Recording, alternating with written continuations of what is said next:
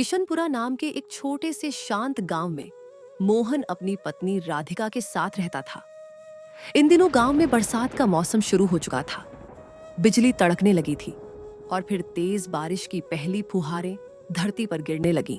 अजी, 2 दिन से बारिश लगातार पड़ रही है। ना धूप निकली, ना ही घर में कोई सूखी चीज बची है। अगर ऐसे ही बारिश पड़ती रही तो हमारे पास खाने को भी कुछ नहीं बचेगा। तू ठीक कह रही है राधिका, तू तो वैसे भी समझदार है, लेकिन अब हम करें भी तो क्या। खेत पूरी तरह पानी में डूब गए हैं, अनाज की बोरी भी गीली हो गई है। हमारे पास थोड़ी बहुत दाल चावल थे, वो भी खत्म हो गए हैं। लकड़ियां भी भीग गई हैं, चूल्हा तक नहीं जल रहा। और तूने सुना ना, रामू काका कह रहे थे कि बारिश कम से कम 15 दिन और चलेगी। ना रास्ता खुलेगा, ना कोई बाहर से कुछ लाएगा। ऐसा तो मत बोलो अजी। अगर इसी तरह पानी गिरता रहा तो हम खाएंगे क्या? बच्चे का दूध भी बचा नहीं है। यह बारिश लगातार पड़ती रहती थी, फिर 2-3 दिन बाद रुक जाती थी। मोहन अपने मालिक के घर काम ढूंढने के लिए जाता है। मालिक, आपके पास अगर कुछ भी काम हो तो बताइए, मैं कुछ भी करने को तैयार हूँ। बस घर में बैठकर बच्चों की भूख नहीं देखी जाती। मोहन, मैं तेरा दुख समझता हूँ, लेकिन जब से यह बरसात लगी है मैं तो खुद अपने मजदूरों को आधा काम दे रहा हूँ। खेत पानी में डूबे पड़े हैं, छत की मरम्मत भी रुक गई। अभी तो कोई काम नहीं है बेटा। मैं हल भी जोत लूं, दीवार भी चू दूं, जानवरों को चारा भी डाल दूं, चाहे पानी में भीग कर ही करना पड़े, मगर कुछ दीजिए। बच्चों को 2 दिन से बस उबला पानी पिला रहे हैं। देखो मोहन, काम तो बहुत है। खलिहान की मरम्मत, गौशाला की सफाई, अनाज की बोरियां लगानी है, पर इन हालात में कुछ कर भी नहीं सकते। सारा गांव ठप पड़ा है, मेरा भी नुकसान कम नहीं हुआ। मालिक, अगर मुझसे कोई गलती हुई हो तो माफ कर दीजिए। शायद ऊपर वाला भी हमसे नाराज है।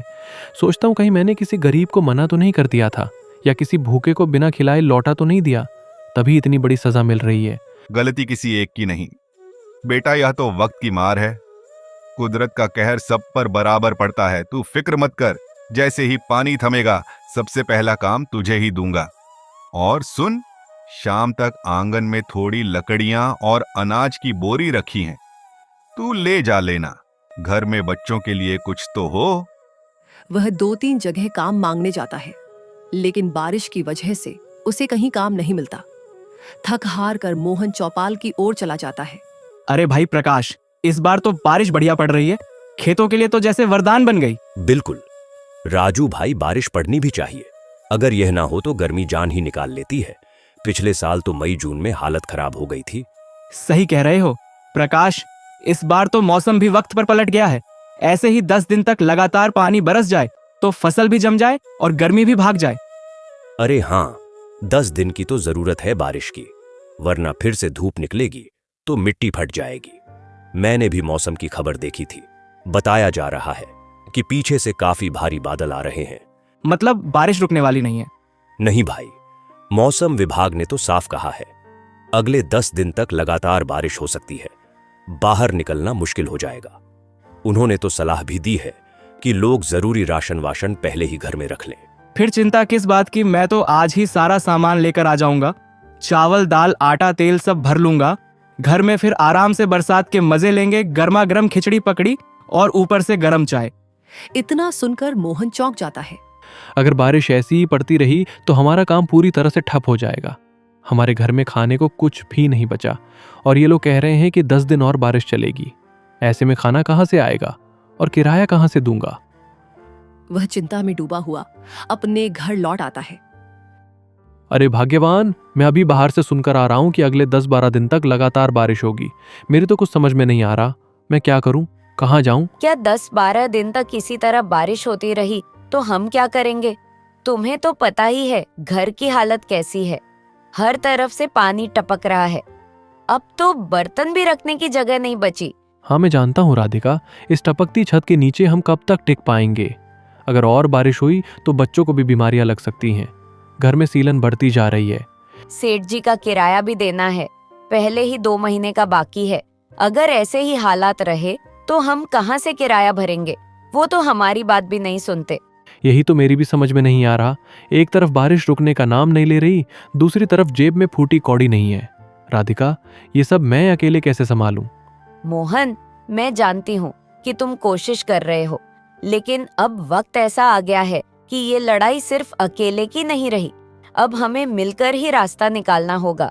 अगले ही दिन अचानक आसमान में काले काले बादल उमड़ने लगते हैं और तभी तेज बारिश शुरू हो जाती है, जैसे आसमान ही फट पड़ा हो। पानी की बूंदें जमीन पर गिरते ही मिट्टी की सौंधी खुशबू फैलाने लगती है। अब तो देखो, बारिश और भी तेज हो गई है। ये छत तो जैसे बिल्कुल जवाब दे चुकी है। हर कोने से पानी टपक रहा है। एक तरफ बारिश की मार है, दूसरी तरफ भूख की। अब तो घर में पका भी नहीं सकते, चूल्हा भी गया। मैं क्या करूं राधिका, समझ नहीं आ रहा। बाहर सैलाब जैसा मंजर है, ऐसे में बाहर निकलूं तो जाऊं कैसे? मोहन देखो, मैं जानती हूँ कि बाहर हालात अच्छे नहीं हैं, लेकिन सोचो जरा, अगर ये बारिश ऐसे ही चलती रही तो हम खाएंगे क्या? बच्चों को क्या खिलाओगे? ये टपकता हुआ घर आज नहीं तो कल हमारी जान ले लेगा, और ये भूख तो हमें उससे पहले ही तोड़ देगी। इतनी बारिश में निकलना जान जोखिम में डालने जैसा है। रास्ते में कीचड़ ही कीचड़ है, पैर भी फिसल सकता है। और फिर मुखिया जी क्या मदद करेंगे? वो तो हर बार बहाना बना देते हैं। मोहन, तुम्हें जाना ही होगा। यह वक्त बहानों का नहीं है। अगर अब नहीं गए तो कल को पछताने का भी मौका नहीं बचेगा। जाओ, सीधा मुखिया जी के पास जाओ, उन्हें हमारी हालत बताओ, उनके सामने हाथ जोड़ो, रो पड़ो अगर जरूरत हो, लेकिन कुछ लेकर आओ। मोहन सेठ जी के घर पैसे उधार लेने जाता है। मुखिया जी, मुखिया जी।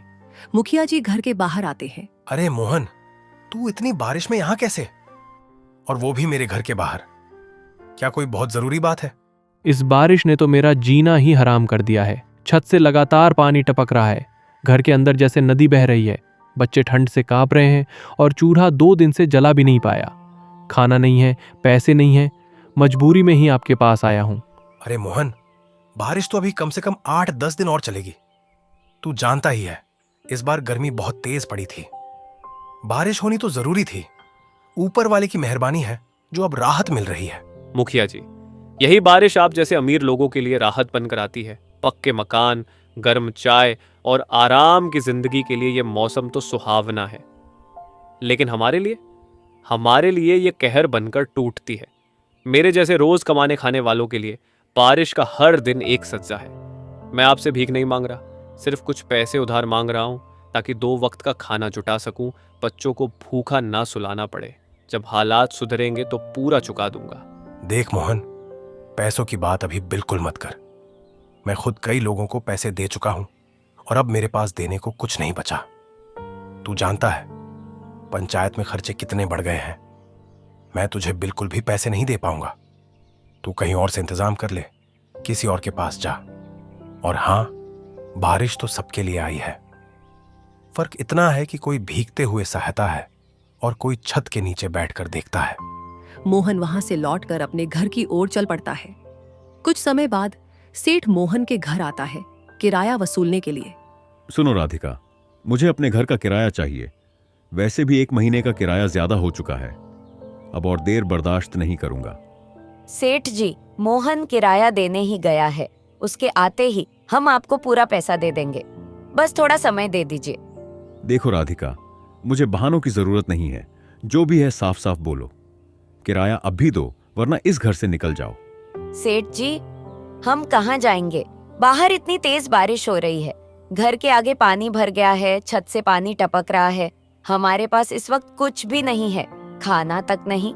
हम पर ऐसा अन्याय मत कीजिए। देखो राधिका, बारिश के वक्त हमें भी खाना चाहिए। तुम लोगों की दिक्कत मैं हर बार नहीं सुन सकता। यह बारिश 1 दिन की नहीं, 10-12 दिन तक चलने वाली है। सोचकर ही मैं पहले ही आगाह कर रहा हूँ। बस 1 दिन और रुक जाइए, मोहन आते ही आपसे बात करेगा। हम आपको आपका किराया जरूर देंगे, बस अभी हालात बहुत खराब हैं। वह राधिका और उसके बच्चे को घर से बाहर निकाल देता है और चला जाता है। तभी मोहन घर लौटता है और बारिश में राधिका को खड़ा देखकर बहुत चौंक जाता है। राधिका, तुम इतनी तेज बारिश में यहाँ बाहर क्यों खड़ी हो? क्या हुआ? मोहन सेठ सिंह जी आए थे किराए लेने। मैंने उन्हें समझाने की बहुत कोशिश की कि तुम पैसे लेने गए हो, मगर उन्होंने कुछ नहीं सुना। बोले कि बहाने बहुत सुन लिए, अब 1 दिन भी नहीं रुक सकते और हमें घर से बाहर निकाल दिया। उन्हें जरा भी इंसानियत नहीं है। लेकिन मोहन, इतनी बारिश में हम वहां तक जाएंगे कैसे? कीचड़, पानी, अंधेरा, हमारे पास छाता भी नहीं है और तुम भी तो थके हुए हो। राधिका, जब तक हम दोनों साथ हैं कोई भी रास्ता मुश्किल नहीं है। ये हालात हैं जो हमेशा नहीं रहेंगे। मोहन, राधिका और उनका बच्चा तीनों बारिश में ही चल पड़ते हैं। थोड़ी दूर चलने के बाद उन्हें एक कंटेनर दिखता है जिसके पास उसका मालिक खड़ा होता है। सेठ जी, अगर आप बुरा ना माने तो एक बात कहूं। हाँ हाँ मोहन, कहो क्या बात है। ये जो कंटेनर आपने यहाँ फेंक रखा है, क्या ये पूरी तरह से खराब है? हाँ मोहन, यह कंटेनर अब किसी काम का नहीं रहा। जंग लग चुका है, अंदर का सामान भी निकाल लिया गया है। सेठ जी, मेरे पास अब रहने के लिए कोई जगह नहीं बची। बारिश के कारण झोपड़ी बह गई और किराया ना देने की वजह से मालिक ने घर से निकाल दिया। अगर आप इजाजत दें तो क्या मैं इस कंटेनर को ही अपना छोटा सा घर बना लूं? मैं इसे साफ कर लूंगा, ऊपर त्रिपाल डाल दूंगा, कम से कम सिर पर छत तो होगी। मैं तो इसे यहां से हटवा ही रहा था। तुम्हारी आंखों में मजबूरी साफ दिख रही है मोहन। ये जमाना गरीब को जीने नहीं देता। तुमने मुझसे कुछ नहीं मांगा, सिर्फ एक बेकार चीज मांगी है, लेकिन तुम्हारे इरादे नेक हैं। ठीक है मोहन, ये कंटेनर अब तुम्हारा है, जैसे चाहो इस्तेमाल करो। और यह लो, कुछ पैसे रख लो। बहुत ज्यादा तो नहीं है, लेकिन शुरुआत के लिए काफी होंगे। इससे कुछ राशन ले लेना, कपड़े ले लेना और खुद को संभालो। सेठ जी, आपने मेरी जिंदगी बचा ली। भगवान आपको इसका बहुत अच्छा बदला देगा। मैं आपका यह एहसान कभी नहीं भूलूंगा। मोहन उस कंटेनर को बहुत अच्छे तरीके से घर जैसा बना देता है। वे सभी बारिश से बचने के लिए उस कंटेनर के अंदर चले जाते हैं। राधिका, सेठ जी ने जो पैसे दिए थे अब बस यही बचे हैं। मैंने सोचा था इनमें से थोड़ा राशन लाऊंगा, लेकिन अब समझ नहीं आ रहा कि इतने कम पैसों में घर चलाऊं या कोई काम शुरू करूं। तुम ही बताओ अब क्या किया जाए। देखो मोहन, जब वक्त बुरा आता है ना तो अपने भी पराये बन जाते हैं। इस बरसात में किसी ने हमारी मदद नहीं की, न मुखिया जी न मोहल्ले वाले, किसी ने नहीं। ऐसे में हमें ही अपने लिए रास्ता निकालना होगा।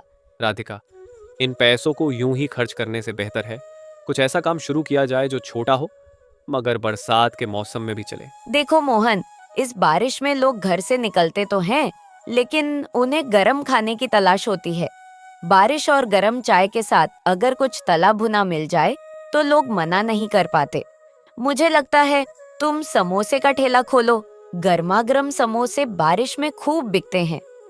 राधिका, ये तो बहुत अच्छा आइडिया है।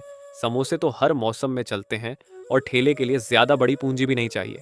अगले ही दिन से मोहन समोसे का ठेला लगाने लगता है और कुछ ही दिनों में उसका ठेला बहुत अच्छा चलने लगता है। अरे वाह मोहन, तेरे समोसे तो कमाल के निकले यार। ऐसा स्वाद तो मैंने पूरे गांव में कभी नहीं चखा। एकदम कुरकुरे, अंदर से मसालेदार और बाहर से सुनहरे। क्या बात है। अरे रामू भाई, धन्यवाद। बारिश में गरम गरम समोसे ना हो तो मजा ही क्या। यही सोचकर ठेला लगा लिया। सोच रहा था कम से कम 2 वक्त की रोटी तो निकल आए। मोहन, बहुत सही काम किया तुमने। बारिश हो और गरम समोसे ना हो तो मौसम अधूरा लगता है। और तुम्हें तो इतने स्वादिष्ट समोसे बनाए हैं कि एक खाओ तो दूसरा अपने आप बुला ले। अरे बस, आप लोगों का प्यार ही तो मेरी असली कमाई है। जब कुछ नहीं था तो राधिका ने कहा था, मेहनत से काम कर, किस्मत खुद ब खुद बदल जाएगी। और देखो, आज आपके चेहरों की मुस्कान मुझे और हिम्मत देती है। मोहन, तू तो अब समोसे वाला सेठ बनने वाला है। अगली बारिश में तेरी दुकान के आगे लाइन लगेगी, देख लेना। राधिका, तुम्हें याद है जब हमने पहली बार इस पुराने कंटेनर में पांव रखा था? उस वक्त सिर्फ ये छत ही थी हमारे सिर पर, लेकिन आज देखो, ऊपर वाले की दया, हमारी मेहनत और तुम्हारे साथ में हमारे समोसे इतने अच्छे बिकने लगे हैं कि अब हम एक नया घर खरीद सकते हैं। हाँ मोहन, मैं वो दिन कैसे भूल सकती हूँ जब बारिश में हमें बाहर खड़ा होना पड़ा था, जब पेट में भूख थी और जेब में सिर्फ कुछ सिक्के, लेकिन उस अंधेरे में भी तुम्हारे हौसले की रोशनी थी। अब समय आ गया है कि हम इस कंटेनर को अलविदा कहें। इसने हमें सिर छुपाने की जगह दी। हमारी नई जिंदगी की शुरुआत यहीं से हुई। लेकिन अब हमें अपने पैरों पर खड़ा होकर एक पक्की छत के नीचे जाना होगा। अपना घर, अपना सपना। मैंने बाजार में एक छोटा मगर साफ सुथरा मकान देखा है। थोड़ी दूर है लेकिन माहौल अच्छा है। सोच रहा हूं कल जाकर मालिक से बात कर लूं। कुछ पैसों की व्यवस्था और कर लेंगे। अब पीछे मुड़कर नहीं देखना है। अब मोहन और राधिका के चेहरे पर सुकून साफ झलकता है। बरसों की मेहनत रंग लाई थी। उन्होंने छोटा मगर सुंदर सा घर ले लिया था।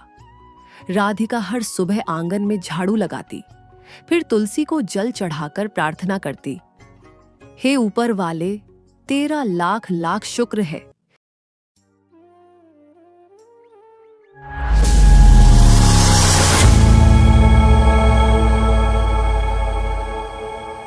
दोपहर का समय था। हरिहर अपने खेत में हल जोत रहा था। तभी गांव का जमींदार अपने एक व्यक्ति के साथ वहां आ पहुंचा। हरिहर, अब तुम्हें इस खेत में काम करने की कोई जरूरत नहीं है, समझ गए? निकलो यहाँ से। अरे बाबा मालिक, क्या हुआ? मुझसे कोई गलती हो गई है क्या? ऐसे आप क्यों निकाल रहे हैं मुझे खेत से? गलती? अरे 3 साल पहले तूने मुझसे जो कर्ज लिया था, उसका ब्याज और मूल मिलाकर इतनी रकम हो गई है कि अब तेरे खेत पर मेरा हक बनता है। समझ गया? निकल यहाँ से।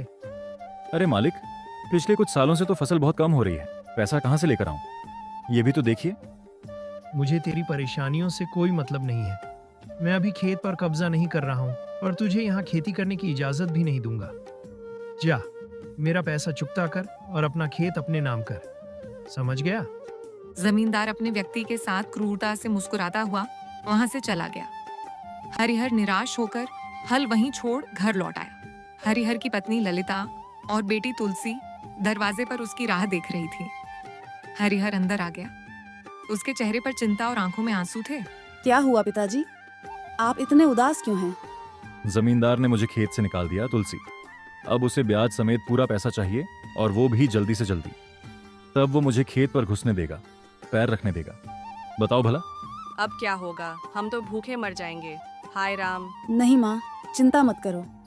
मैं दूसरों के घर बर्तन मांज लूंगी, खेतों में काम करूंगी, लेकिन आपको भूखा नहीं मरने दूंगी। तुलसी, तू तो मेरे लिए बेटा बनकर जी रही है। तभी दरवाजे के बाहर से एक भिखारी की कमजोर आवाज आई। भगवान के नाम पे कुछ दे दो। भूखा हूँ बेटा, भगवान के नाम पे कुछ दे दो। जाकर कुछ दे दे उसे। तुलसी आगे बढ़ी और दरवाजा खोला। बाहर एक बूढ़ा भिखारी खड़ा था। तुलसी अंदर गई और आटे का थोड़ा हिस्सा भिखारी को दे दिया। आज खुश रहो बेटी, भगवान तुम्हारी रक्षा करें।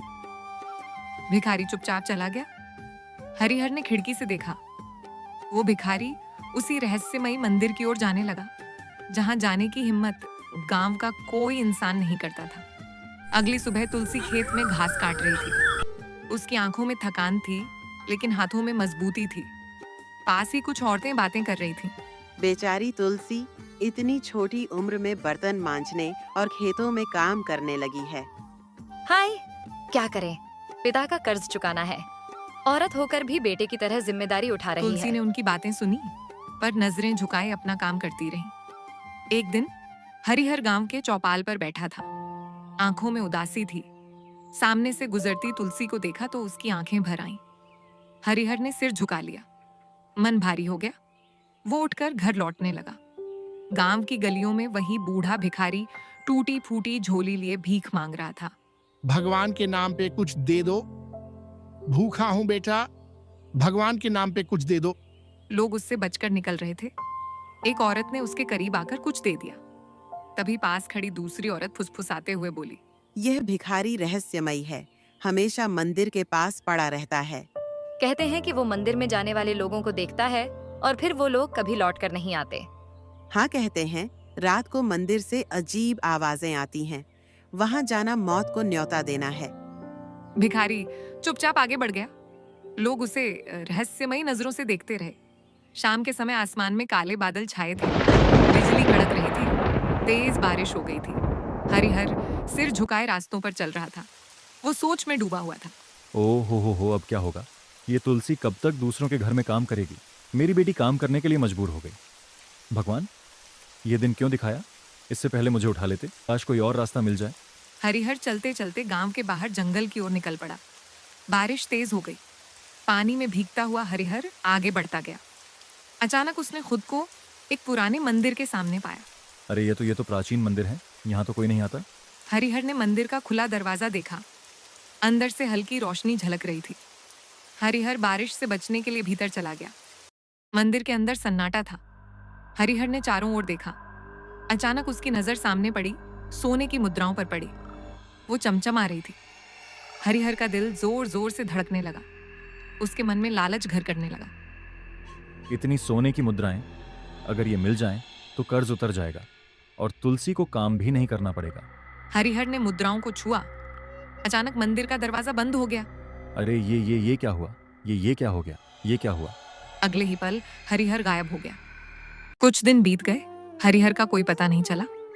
तुलसी और उसकी माँ चिंता में डूब गई। हाँ, कहाँ चले गए तुम?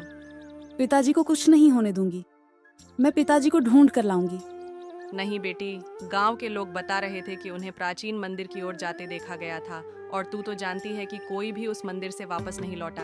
वहां जाना खतरनाक है। माँ, मैं बेटी हूँ, लेकिन मैं बेटा बनकर दिखाऊंगी। मैं पिताजी को जरूर वापस लेकर आऊंगी। माँ, मैं पिताजी को कुछ नहीं होने दूंगी। रात के समय पूरा गांव सो चुका था। तुलसी चुपचाप घर से निकल गई और हाथ में एक दिया जलाए हुए वो जंगल की ओर बढ़ गई। पिताजी को कुछ नहीं होने दूंगी। मुझे सच जानना ही होगा। तुलसी ने हिम्मत जुटाकर मंदिर की ओर कदम बढ़ा दिया। कुछ देर बाद तुलसी मंदिर के पास पहुंच गई। वो भिखारी अपनी जगह पर सिर झुकाए बैठा था, जैसे गहरी नींद में हो। तुलसी धीरे धीरे उसके पास पहुंचकर बोली, बाबा, आप इस मंदिर के पास रहते हैं। आपने मेरे पिता को देखा था? क्या चाहिए लड़के? तुम्हारे पिता मंदिर के दरवाजे तक गए थे और फिर मंदिर ने उन्हें निगल लिया।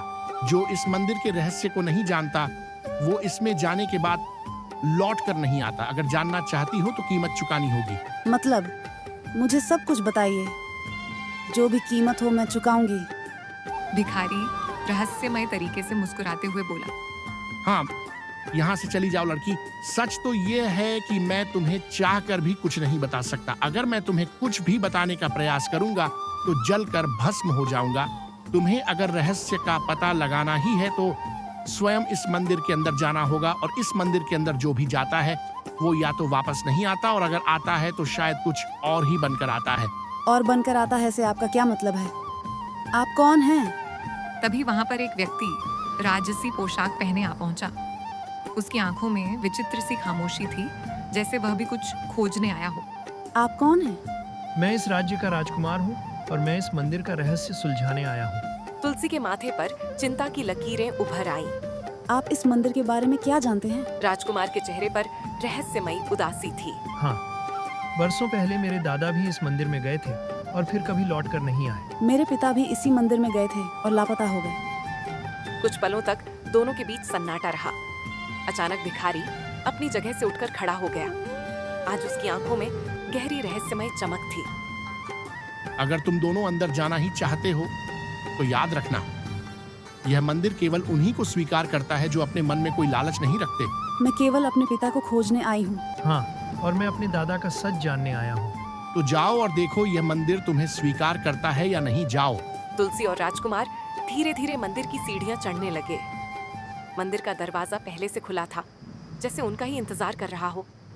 तुलसी ने गहरी सांस लेते हुए भीतर कदम रख दिया। राजकुमार भी उसके साथ अंदर चला गया। जैसे ही वह दोनों अंदर गए, उन्होंने मंदिर के अंदर स्वयं को एक तहखाने के अंदर पाया, जहां पर विशाल स्वर्ण मुद्राओं का ढेर लगा हुआ था। उन स्वर्ण मुद्राओं को देखकर राजकुमार और तुलसी की आंखें फटी की फटी रह गई। यहाँ तो बहुत सारा सोना रखा हुआ है। ऐसा लगता है जैसे कि वो प्राचीन खजाना हो। बाप रे बाप, तुम सही कह रही हो। यह खजाना तो इतना विशाल है जिसकी कोई राजा कल्पना तक नहीं कर सकता। इतना बोलकर राजकुमार की आंखें उस खजाने को देखकर चुंधियाने लगीं। सच तो यह था कि खजाने को देखकर राजकुमार के मन में लालच आ चुका था। वो तुलसी की ओर देखकर बोला, हाँ तो देखो तुलसी, वैसे तो मैं यहाँ अपने दादा के लापता होने का रहस्य पता लगाने के लिए आया था। मुझे नहीं पता था कि इस प्राचीन मंदिर के अंदर इतना विशाल खजाना है। बाप रे! लेकिन अगर यह खजाना मैं यहाँ से बाहर निकालने में सफल हो जाऊं तो मैं इस संसार का सबसे शक्तिशाली राजकुमार बन सकता हूँ। मगर राजकुमार उस खजाने की ओर बढ़ गया। रुक जाओ राजकुमार। मगर जैसे ही उसने खजाने को हाथ लगाया, अचानक वो गायब हो गया और तुलसी ने खुद को घने जंगल में पाया। चारों तरफ धुंध फैली हुई थी। रास्ते उलझे हुए थे, जैसे कोई भूल भुलैया हो। ये तो बड़ा ही विचित्र जंगल है। हर रास्ता, हर पेड़ एक जैसा नजर आ रहा है। जो भी हो, मंदिर के अंदर कोई विचित्र रहस्य तो है। तुलसी उस जंगल से बाहर निकलने का प्रयास करने लगी, लेकिन हर बार वो घूम फिरकर वापस वहीं आ जाती। ये क्या हो रहा है? मैं घूम फिर कर वहीं आ जाती हूँ। ऐसा लगता है ये कोई जादुई फूल भुलैया है। क्या मैं इससे कभी बाहर नहीं निकल पाऊंगी? तभी रंग बिरंगे फूलों के बीच से एक सुंदर स्त्री प्रकट हो गई। उसका चेहरा शांत लेकिन रहस्यमयी था। अगर तुम इस फूल भुलैया से बाहर निकलना चाहती हो तो तुम्हें मेरे एक सवाल का जवाब देना होगा। तुम कौन हो? यह जानना अभी जरूरी नहीं।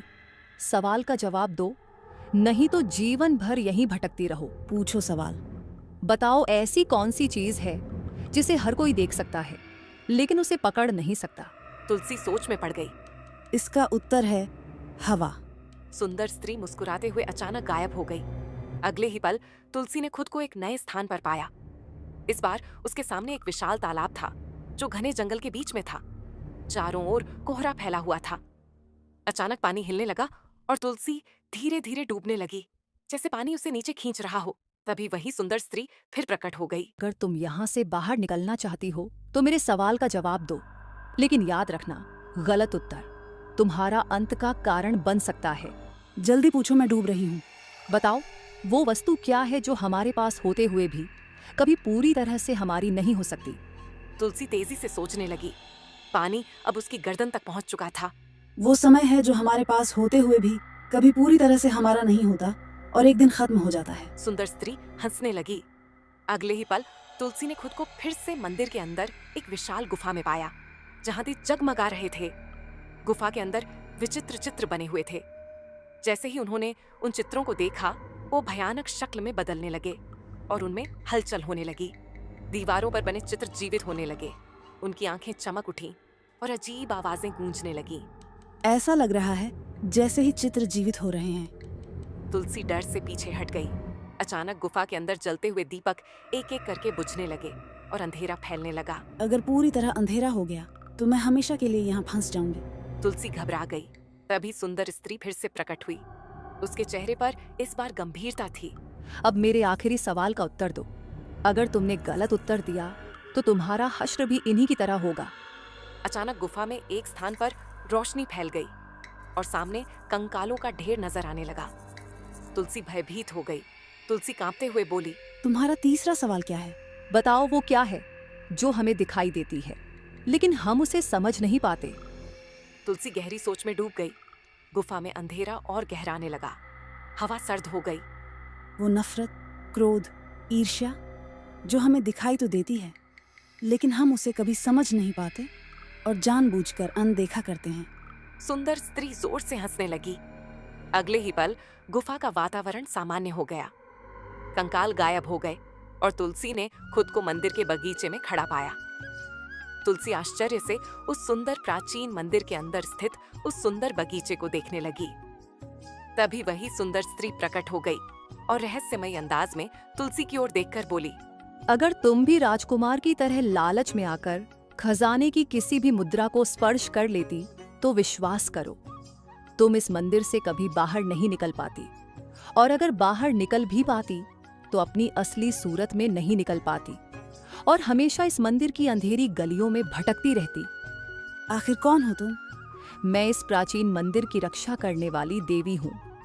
इस मंदिर के अंदर एक विचित्रता है। जब भी कोई व्यक्ति जिसके मन में थोड़ा सा भी लालच भरा होता है, वो जब इस मंदिर के पास से गुजरता है तो वो खुद ब खुद इसके अंदर खींचा चला आता है और फिर ये मंदिर लालची लोगों को निगल जाता है। हमें किसी का लालच नहीं। मुझे मेरे पिता वापस चाहिए। तुम्हारे पिता एक लालची थे? नहीं, मेरे पिता लालची नहीं थे, बस कर्ज में फंसे हुए थे। हो सकता है कि उन्होंने इस मंदिर के अंदर खजाना देखा हो और उनके मन में कर्ज से मुक्ति का कोई मार्ग समझ में आ गया हो। वो तो बेचारे एक साधारण किसान हैं। मैं चाहती हूँ कि तुम केवल मेरे पिता को ही नहीं बल्कि जो राजकुमार मेरे साथ आया था उसे भी वापस कर दो, और जितने भी लोग इस मंदिर के अंदर जाकर लालच की वजह से गायब हुए हैं उन सबको वापस कर दो, क्योंकि सभी को सुधरने का मौका मिलना चाहिए। तुमने मेरे 3 प्रश्नों का सही उत्तर दिया है। तुम पहली मानव हो जो सवालों के सही जवाब देने में सफल हुई हो, इसलिए तुम्हारे पिता तुम्हें जरूर मिलेंगे और मैं केवल तुम्हारी वजह से उन सब लोगों को आजाद कर रही हूँ जो अपने लालच की वजह से यहाँ पर फंसे हुए हैं। इतना बोलकर सुंदर स्त्री की आंखों से किरणें निकलने लगी। और देखते ही देखते वहां पर तुलसी का पिता हरिहर प्रकट हो गया और मंदिर की रक्षक देवी से बोला, मुझे क्षमा कर दो देवी, मैं लालच में आ गया था। जब मैंने इस मंदिर के द्वार खुले देखे तब मुझे यह खजाना दिखाई दे गया और मैं लालच में अंदर की ओर बढ़ गया। तभी तुलसी और हरिहर ने स्वयं को मंदिर के बाहर खड़ा हुआ पाया, जहां पर वही भिखारी मंदिर की सीढ़ियों पर बैठा हुआ था। तभी वहां पर राजकुमार और जितने भी लोग मंदिर के अंदर लापता हुए थे वहां पर प्रकट हो गए। अगले ही पल देवी वहां पर प्रकट हो गई और राजकुमार की ओर देखकर बोली, तुम अपने दादा को ढूंढने के लिए यहाँ तक आए थे। वो रहे तुम्हारे दादा, वो भिखारी ही तुम्हारे दादा हैं। यह सुनकर राजकुमार आश्चर्य में पड़ गया। ये आप क्या कह रही हैं? सही कह रही हूँ। बरसों पहले तुम्हारे दादा भी इसी खजाने को पाने के लालच के इरादे से इस मंदिर तक आए थे और श्राप के कारण भिखारी बन गए। और फिर वह चाहकर भी अपनी सच्चाई किसी को नहीं बता सकते थे, क्योंकि श्राप के अनुसार अगर वह किसी को भी बताते कि वह भिखारी नहीं बल्कि एक राजा है तो वह जलकर राख हो जाते। इतना बोलकर सुंदर स्त्री की आंखों से किरणें निकलकर भिखारी के शरीर पर पड़ने लगी और अगले ही पल वो भिखारी एक राजा में परिवर्तित हो गया। राजकुमार अपने दादा को तुरंत पहचान गया। दादाजी, ओह, तो आप इतने वर्षों तक भिखारी बने रहे। इतना बोलकर राजा सुंदर स्त्री से बोला, हाँ, ये सब मेरे पापों का फल है, मुझे क्षमा कर दो, अब मैं लालच कभी नहीं करूंगा। तभी देवी हरिहर से बोली, मैं जानती हूँ कि तुम्हें तुम्हारे ऊपर कर्ज के बोझ ने लालची बनाया था। तुम्हें घर जाकर इतना धन मिल जाएगा कि तुम कर्ज मुक्त हो जाओगे। सुंदर स्त्री रहस्यमयी अंदाज में मुस्कुराती हुई वहां से गायब हो गई। सुंदर स्त्री के गायब होने के बाद राजकुमार मुस्कुराते हुए तुलसी की ओर देखकर बोला, तुलसी, मैं तुम्हारी वजह से इस मंदिर से आजाद हुआ और तुम्हारी ही वजह से मुझे मेरे दादाजी वापस मिले। तुम्हारा बहुत बहुत धन्यवाद। धन्यवाद। राजकुमार की बात सुनकर तुलसी मुस्कुराने लगी। इतना बोलकर राजकुमार अपने दादा को लेकर अपने राज्य की ओर निकल गया। तुलसी अपने पिता हरिहर को लेकर अपने गांव की ओर निकल गई। घर पर जाकर तुलसी और हरिहर ने देखा कि एक कमरे में स्वर्ण मुद्राओं का ढेर लगा था। अगले दिन हरिहर ने जमींदार का कर्ज चुका दिया और अपने खेत पर फिर से खेती करने लगा।